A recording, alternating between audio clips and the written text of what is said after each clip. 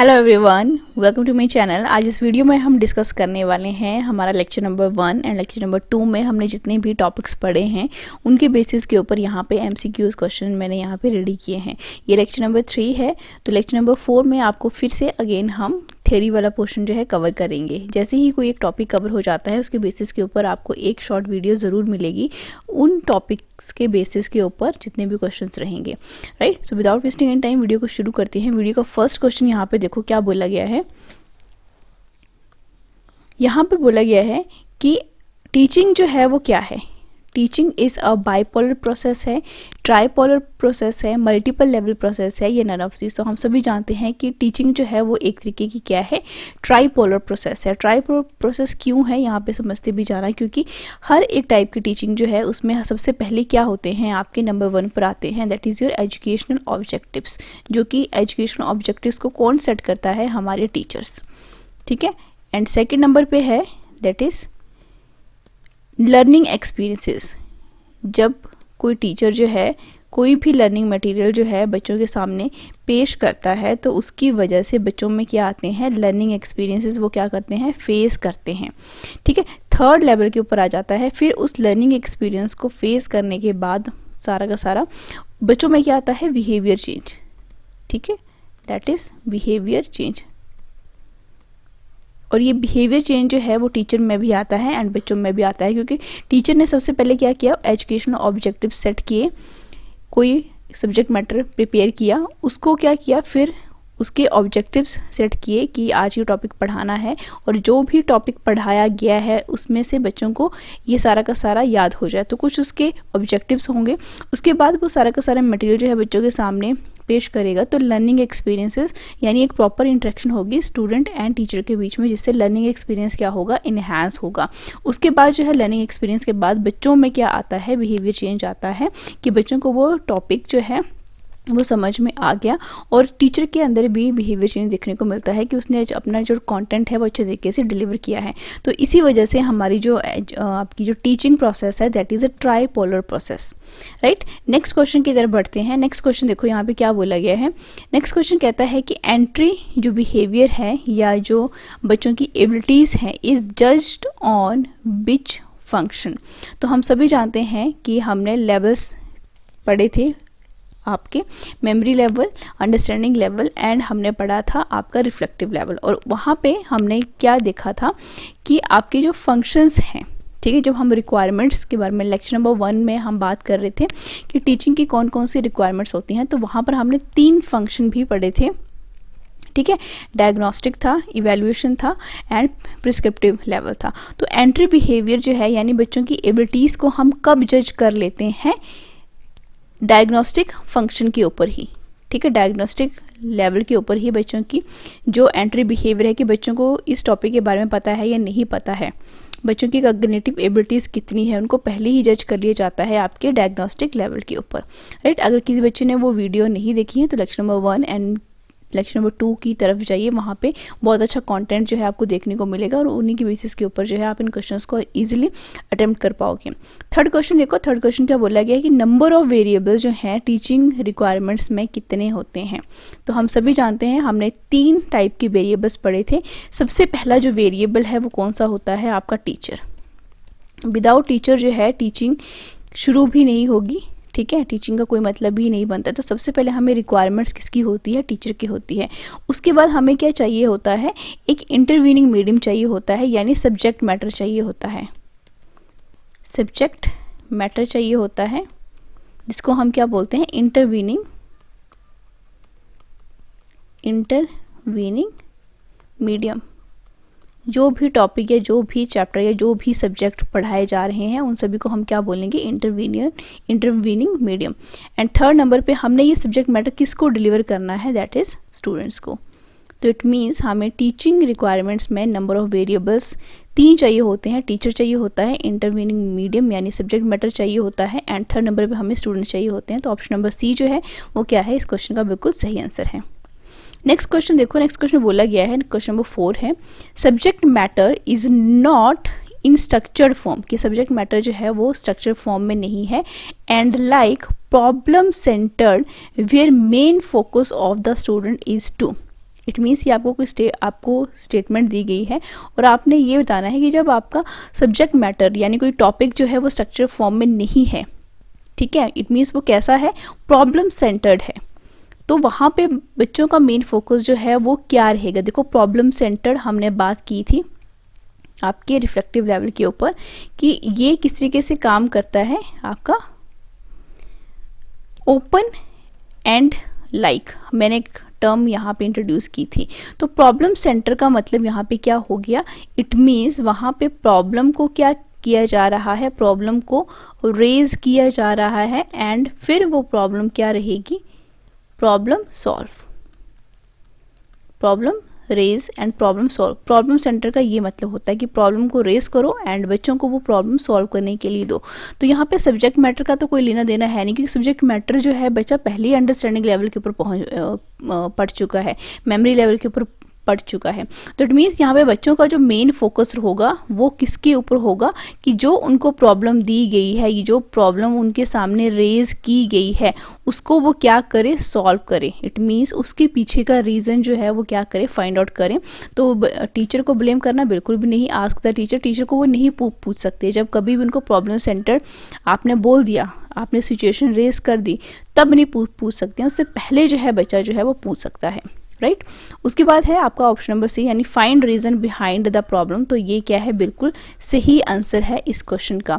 Fourth भी हम यहाँ पे चेक कर लेते हैं, memorise the fact. Memorise the fact जो है वो बिल्कुल भी नहीं है, क्योंकि ये प्रॉब्लम सेंटर्ड या प्रॉब्लम सॉल्विंग लेवल के ऊपर बिल्कुल भी नहीं आता है। ये आपका कहाँ पे एक्वायर हो चुका होता है, आपके मेमोरी लेवल के ऊपर ही एक्वायर हो चुका होता है। और मेमोरी लेवल के ऊपर हम किसी भी तरीके की प्रॉब्लम सॉल्विंग मेथड का वहाँ पे बिल्कुल भी यूज़ नहीं करते हैं, ठीक है। अगर किसी बच्चे ने अच्छे से वो लेक्चर नंबर 1 या 2 पढ़े होंगे तो उसको वो बहुत अच्छे तरीके से समझ में आएगा।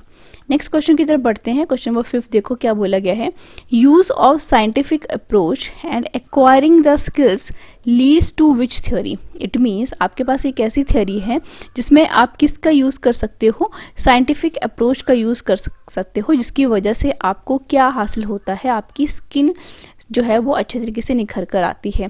तो ये कौन सी थ्योरी है, ये है आपकी कॉग्निटिव फील्ड थ्योरी, ठीक है। कॉग्निटिव फील्ड थ्योरी भी बोलते हैं, जिसका जो दूसरा नाम है that is goal inside theory, ठीक है। दोनों नेम आपको पता होने चाहिए और ये मैंने थ्योरी जो है मेंशन की है लेक्चर नंबर 2 में, ठीक है। गोल इनसाइट थ्योरी में हम क्या करते हैं, साइंटिफिक अप्रोच अपनाते हैं जिसकी वजह से हमें स्किल्स मिलती हैं।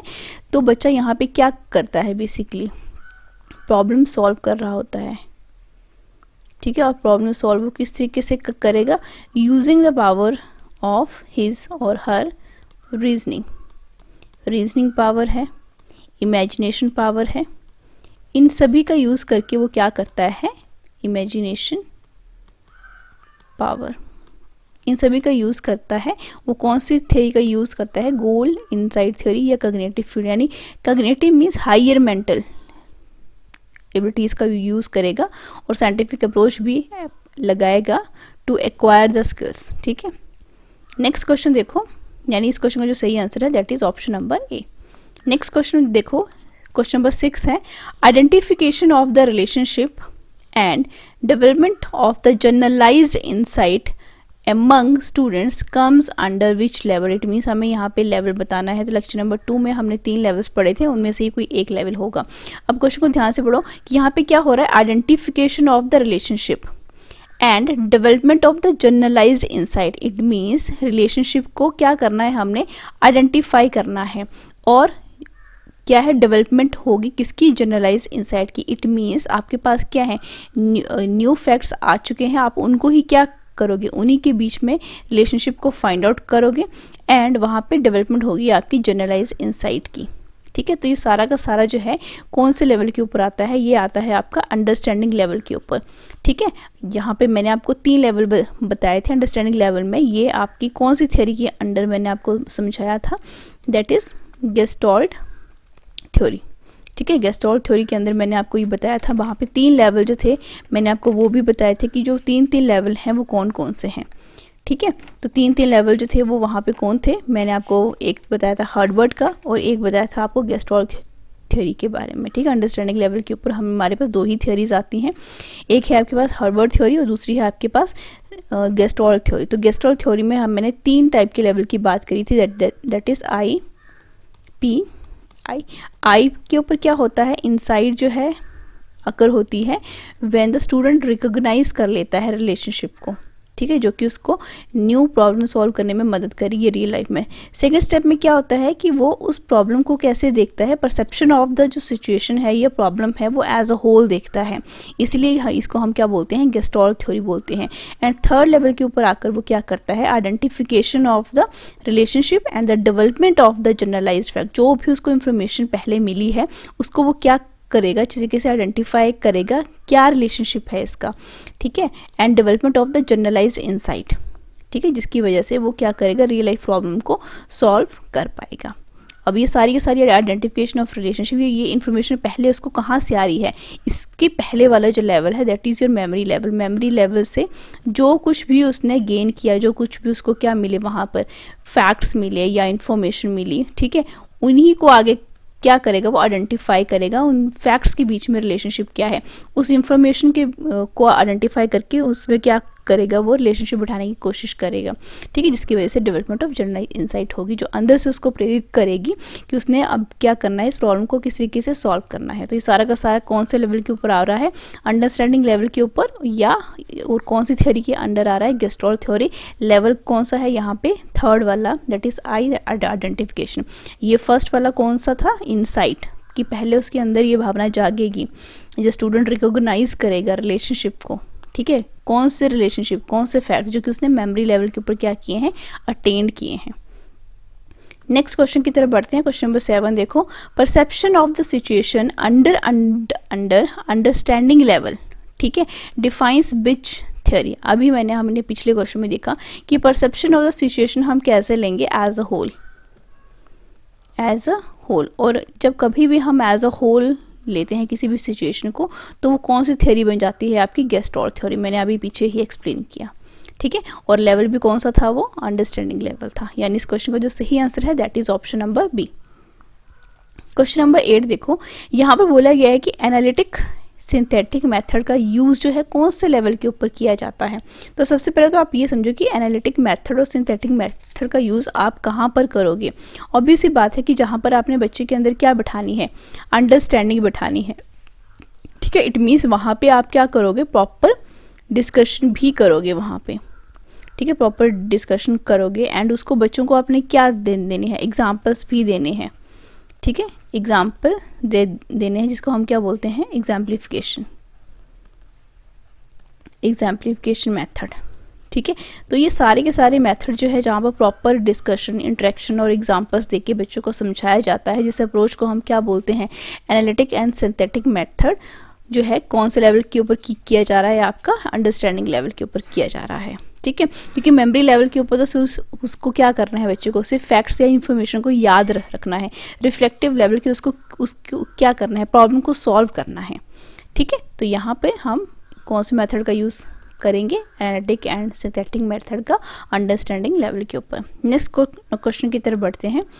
नेक्स्ट क्वेश्चन देखो कौन सा है यहाँ पे, क्वेश्चन नंबर 9 है, how many psychological theories in the memory level. Memory level के अंदर जो है कितनी थियरीज आती हैं। आपसे क्वेश्चन ऐसे भी पूछा जा सकता है कि आपकी अंडरस्टैंडिंग लेवल के ऊपर कौन कौन सी थियरीज हैं, या आपकी रिफ्लेक्टिव लेवल के ऊपर, तो आपको सारी थियरीज का पता होना चाहिए। तो मेमोरी लेवल के ऊपर जो है मैंने आपको 4 थियरीज बताई थी, ठीक है। कौन कौन सी थी, याद कैसे रखोगे, MACC, theory of mental discipline, ठीक है। आप इसको लेक्चर नंबर 2 में देखिएगा, बहुत अच्छे से एक्सप्लेन की गई है। यहाँ पे मैं सिर्फ और सिर्फ आपको थोड़ा सा हिंट दे रही हूँ। सेकंड के ऊपर है थियरी ऑफ एपरसेप्शन, ठीक है।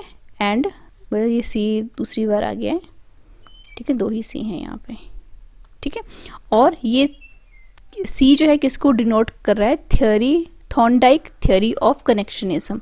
ये कनेक्शन बिठाने हैं यहाँ पे, थॉर्नडाइक ने प्रपोज किया था। एंड लास्ट में क्या है यहाँ पे, कंडीशनिंग थ्योरी, ठीक है। एक बार फिर से, theory of mental discipline, theory of apperception, Thorndike theory of connectionism या थियरी ऑफ कनेक्शनिज्म भी बोल सकते हो। एंड लास्ट में आपके पास C जो है वो किसको डिनोट कर रहा है, कंडीशनिंग थ्योरी को। ठीक है, मेमोरी लेवल के ऊपर ये हैं। अगर बात करें यहाँ पे अंडरस्टैंडिंग लेवल के ऊपर, तो वहाँ पे 2 थ्योरीज हैं, Herbart and Gestalt theory. And reflective level के ऊपर अगर आप जाओगे तो वहाँ पे सिर्फ एक थ्योरी है, that is your goal inside theory या कॉग्निटिव फील्ड थ्योरी। ठीक है, लास्ट क्वेश्चन देखो वीडियो का, क्वेश्चन नंबर 10 है। यहाँ पे बोला गया है रिफ्लेक्टिव लेवल को किसने सपोर्ट किया था। तो रिफ्लेक्टिव लेवल को सपोर्ट करने वाले कौन थे, हंट। ठीक है, और इसी तरीके से आपको पता होना चाहिए कि जो मेमोरी लेवल है उसको किसने दिया था।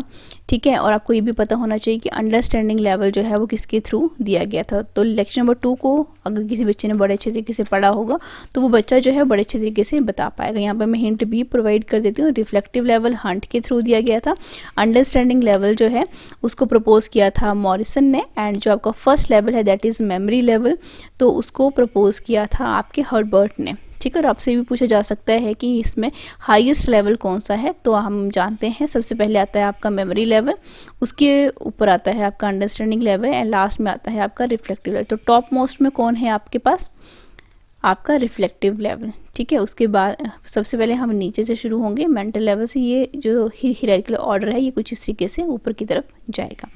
ठीक है, तो ये थे इंपॉर्टेंट क्वेश्चंस। आई होप आपको ये वीडियो पसंद आई होगी। आज के लिए सिर्फ इतना ही, मिलते हैं नेक्स्ट लेक्चर में, लेक्चर नंबर 4 में। Till then thank you so much, like share and subscribe for more videos.